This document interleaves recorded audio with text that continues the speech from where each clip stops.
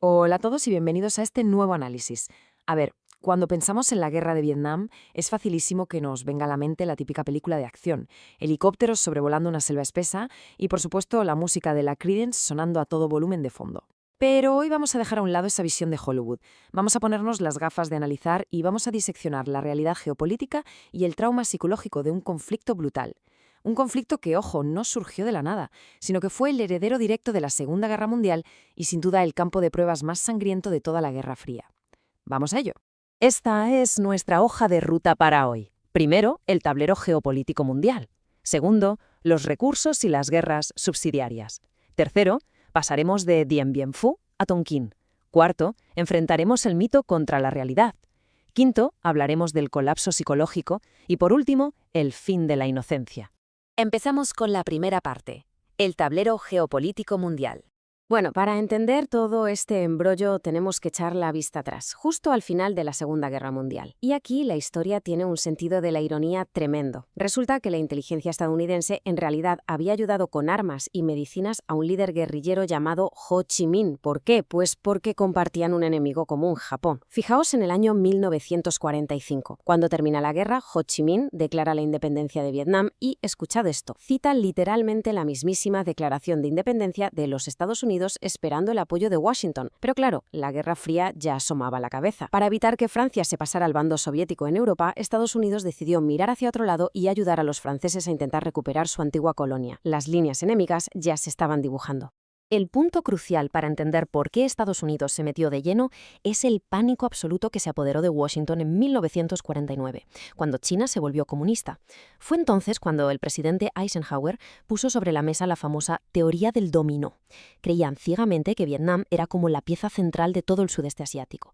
Si Vietnam del Sur caía en manos comunistas, el miedo era que sus vecinos, como Tailandia, Malasia o Indonesia, cayeran uno detrás de otro, literalmente como una fila de fichas de dominó.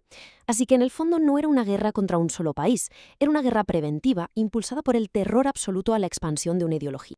Pasamos a la sección 2, recursos y guerras subsidiarias.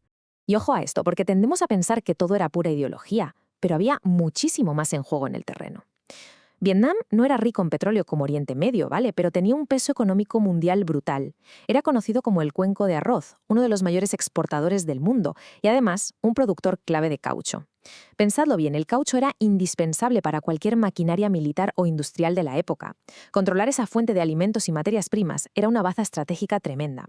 Por no hablar de que geográficamente Vietnam era como la puerta trasera del Pacífico, el lugar perfecto para vigilar el ascenso de China. Todo esto convirtió a Vietnam en lo que llamamos una guerra subsidiaria o proxy war.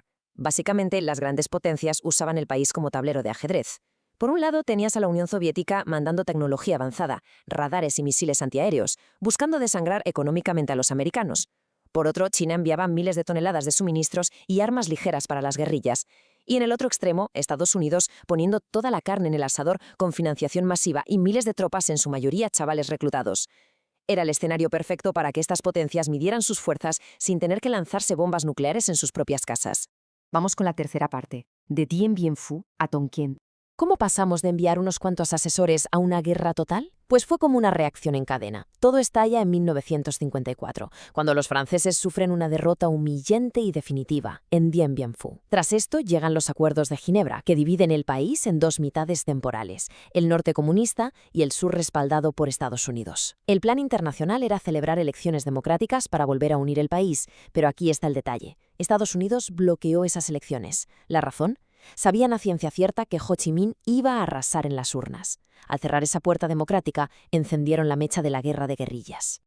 Y así llegamos al famoso año 1964, el punto de no retorno, el incidente del Golfo de Tonkin. En aquel momento, la versión oficial fue que barcos de Vietnam del Norte habían atacado a destructores estadounidenses en dos ocasiones distintas sin provocación previa. Pero, y aquí viene lo fuerte, años más tarde los documentos desclasificados revelaron que ese segundo ataque jamás existió.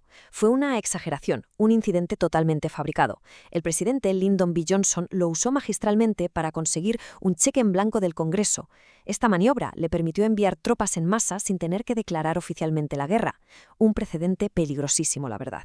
Sección 4. Mito contra realidad. Vamos a desmontar lo que nos han contado tantas veces. Hay un abismo tremendo entre el cine y la historia documentada. Hollywood nos ha vendido casi siempre a soldados voluntarios luchando contra un enemigo muy claro en medio de una selva virgen, pero la realidad era desgarradora. La inmensa mayoría de los soldados estadounidenses no eran voluntarios, eran chavales reclutados a la fuerza que francamente no querían estar al otro lado del mundo. Además, luchaban contra el Vietcong, que se camuflaba perfectamente entre los campesinos. Era casi imposible distinguir quién era civil y quién combatiente. Y ojo, no todo fue selva. Hubo batallas urbanas sangrientísimas que destruyeron ciudades enteras, como la tristemente famosa ofensiva en Hue. Luego está la guerra oculta, las cosas que no salían en las noticias de la noche. Por ejemplo, la ingeniería brutal del Vietcong. Construyeron miles de kilómetros de túneles subterráneos. Hablamos de redes inmensas, súper claustrofóbicas, que tenían de todo: hospitales, cocinas, almacenes de armas. Para enfrentarlos, los americanos tuvieron que usar a los ratones de túnel, soldados que bajaban a esas trincheras a oscuras solo con una linterna y una pistola. Una locura. Y mientras tanto, Estados Unidos llevaba a cabo una campaña secreta y masiva de bombardeos sobre Laos, un país que supuestamente era neutral. El objetivo: cortar los suministros comunistas. Para que os hagáis una idea de la magnitud, a día de hoy, Laos sigue siendo el país más bombardeado per cápita de toda la historia humana. Increíble. Entramos en la sección 5, colapso psicológico. Con todo este caos táctico y moral, era inevitable que la mente de esos jóvenes terminara quebrando. Y esto nos lleva a analizar un concepto oscurísimo de este conflicto, el fragging. Es un término duro, pero fundamental para entender lo que estaba pasando. Cuando la moral tocó fondo, algunos soldados rasos empezaron a atacar a sus propios superiores. Usaban granadas de fragmentación, de ahí viene lo de fragging, y las lanzaban por la noche contra oficiales que consideraban incompetentes o que directamente los enviaban a misiones suicidas. Que esto llegara a pasar en cientos de casos documentados te demuestra el colapso absoluto de la disciplina y de la salud mental dentro del ejército en aquel momento. 58.000. Esa es la cifra escalofriante de soldados estadounidenses que dejaron su vida allí, vidas jóvenes truncadas para siempre. Y esto, por supuesto, sumado a los millones y millones de vietnamitas, entre civiles y militares, que quedaron atrapados en el fuego cruzado de estas superpotencias. Al ver este número es imposible no pararse a pensar: ¿qué habría pasado si en 1945 Washington hubiera aceptado la independencia de Ho Chi Minh en lugar de apoyar a Francia? Quizás, solo quizá, se habría evitado una de las tragedias más devastadoras del siglo XX. Llegamos por fin a la sección 6, el fin de la inocencia. Paradójicamente, Estados Unidos no perdió esta guerra en el terreno militar, a gran escala. La perdió en el salón de las casas de sus propios ciudadanos. Fue la primera guerra televisada. Fijaos en esto: la gente cenaba en familia mientras veía en las noticias, sin censura, imágenes durísimas de las bajas y la destrucción diaria. Evidentemente eso destrozó el apoyo público. Y la puntilla llegó con la filtración de los famosos papeles del Pentágono, que demostraron con documentos internos que el gobierno llevaba años mintiendo sistemáticamente al país sobre el progreso real de la guerra.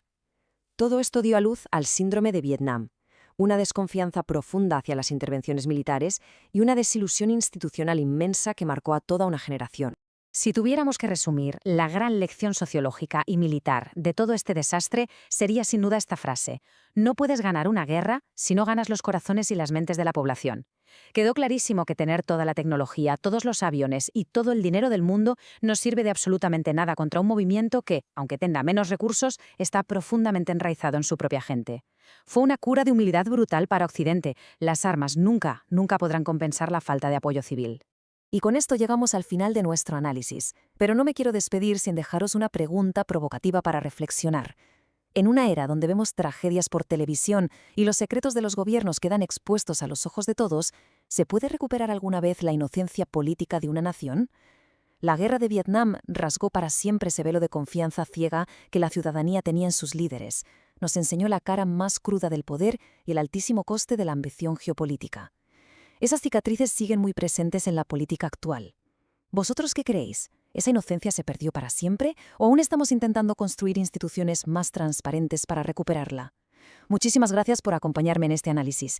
Seguiremos cuestionando la historia para entender nuestro presente. Hasta la próxima.